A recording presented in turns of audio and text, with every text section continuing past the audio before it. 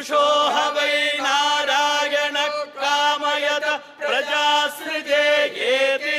नारायणात् प्राणो जायते मनः सर्वेन्द्रियाणि च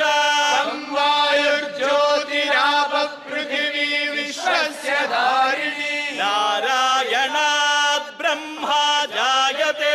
नारायणात् रुद्रो जायते नारायणादिन्द्रो जायते नारायणात् प्रजापतयः प्रजायन्ते नारायणात् द्वादशादित्या रुद्रावसवः सर्वाणि च छन्दागुंसि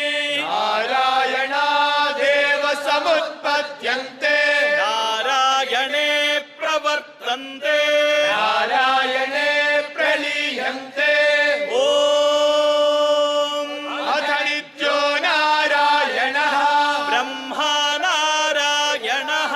शिवश्च नारायणः चक्रश्च नारायणः वा पृथिव्यौश्च नारायणः कालश्च नारायणः ईशश्च नारायणः ऊर्ध्वश्च नारायणः अधश्च नारायणः अन्तर्बहिश्च नारायणः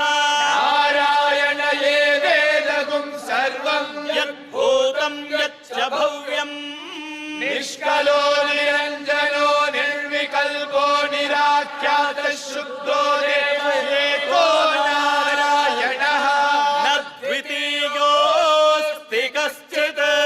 एवं वेद स विष्णुरेव भवति स विष्णुरेव भवति ओमित्यग्ने ब्राहरे नम इति पश्चात् नारायणायेतु परिष्टा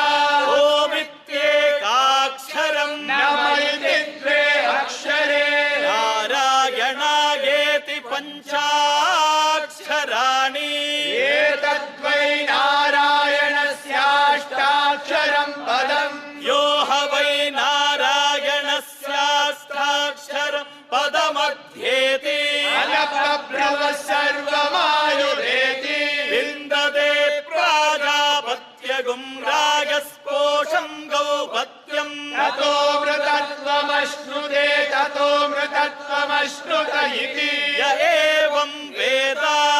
त्यगानन्दं ब्रह्म पुरुषं प्रणवस्वरूपम् अकार उकार मकार इति तानेकदा समभरत्तदे तदोमिति यमुक्त्वामुच्यते योगी जन्म संसार बन्धनात् ॐ